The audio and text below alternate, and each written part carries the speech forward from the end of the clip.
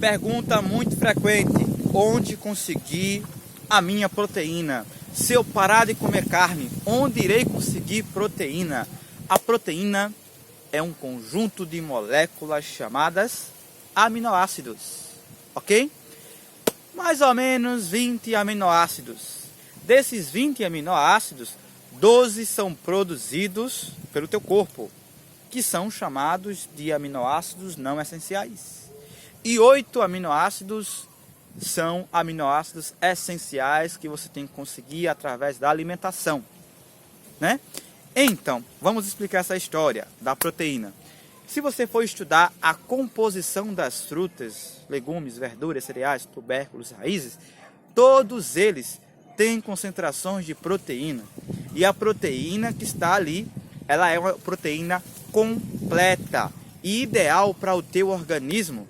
É uma proteína, esse conjunto de aminoácidos que está nos vegetais, é uma proteína que vai conseguir ser sintetizada de maneira equilibrada pelas suas células. Olha que bênção!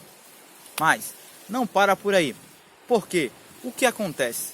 Alguns costumam catalogar alimentos que têm proteína. Então, se você é vegetariano, para você ter a proteína que você precisa então comer bastante derivados de soja, os grãos como o grão de bico, ervilha, lentilha, feijão, grão de soja, e assim vai a lista do fava, feijão gandu, e assim vai a lista de grãos que nós devemos ali comer para ter a proteína se for vegetariano. Bom, mas eu vou aqui te explicar o que realmente acontece. Veja bem, os alimentos de origem vegetal, todos eles têm concentração de proteína. Alguns têm menos proteína, outros têm mais proteína.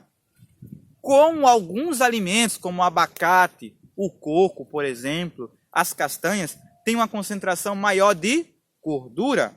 Porém, a maçã também tem gordura, a laranja também tem, o alface também tem, só que é uma quantidade bem menor comparada com o abacate, com o coco e com as castanhas.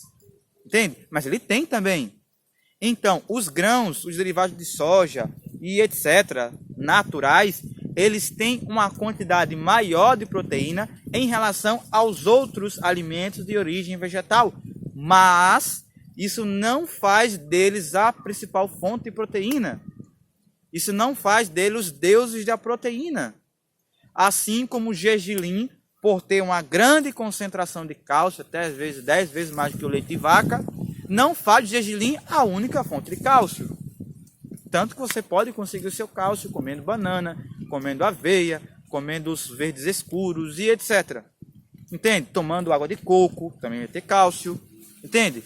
Então, não vamos ficar presos em alimentos. Qual alimento que tem proteína? Então, se eu teria carne, eu tenho que substituir a carne por a proteína vegetal. E aí eu tenho que comer tal grão, eu tenho que fazer tofu, eu tenho que fazer não sei o que e tal e tal. Não fique preso a isso.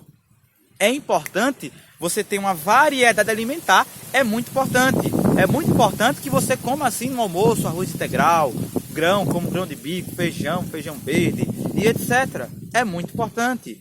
Mas lembre que o que você come de manhã, banana, maçã, granola, aveia, germânia de trigo, chia, linhaça e etc. também tem proteína. Eu vou falar assim em outros vídeos aqui sobre o ômega 3, sobre o cálcio e etc. Mas hoje o tema é proteína. Então, onde encontrar a minha proteína? Quando você tem uma alimentação variada, de acordo com os 7 passos para uma alimentação desintoxicante, você consegue toda a proteína que você precisa. Carlos, mas por que assim, de acordo com os 7 passos da alimentação desintoxicante? Ora, vou te explicar mais ou menos como acontece. O livro Nutrição Orientada e os Remédios da Natureza, do Dr. Durval de Lima. Comente, não ficou bonito aqui, não foi esses... Mas não foi eu que fiz, não. Isso aqui foi Deus. Isso aqui é do coco. Ok? Mas ficou legal aqui, né? No fundo aqui, ó. Então, o que eu estava falando mesmo? Sim. Segundo o livro Nutrição Orientada e os Remédios da Natureza, cerca de 80% da nutrição que você iria ter ao comer aquele alimento natural é perdido pela fermentação intestinal maléfica, a fermentação que gera putrefação, e não a fermentação de bactérias que gera vitaminas como a vitamina K. É a fermentação que gera putrefação, apodrecimento de alimentos. Então, se eu comer alimentos naturais que vão ter concentrações de proteína, de cálcio, de ômega 3 e etc., né? Se eu comer esses alimentos, mas se de repente eu comer na hora errada, eu comer a combinação errada, a variedade, grande quantidade, pouca mastigação, não eliminar essas fezes, né? Comer saudável, mas fica com pressão de ventre, então eu posso ter deficiência de proteína. Aí você diz, então agora, Carlos, você está dizendo que o vegetariano ele pode ter deficiência de proteína? Pode, se ele não seguir os 7 passos para uma alimentação desintoxicante. Então ele tem que suplementar a proteína?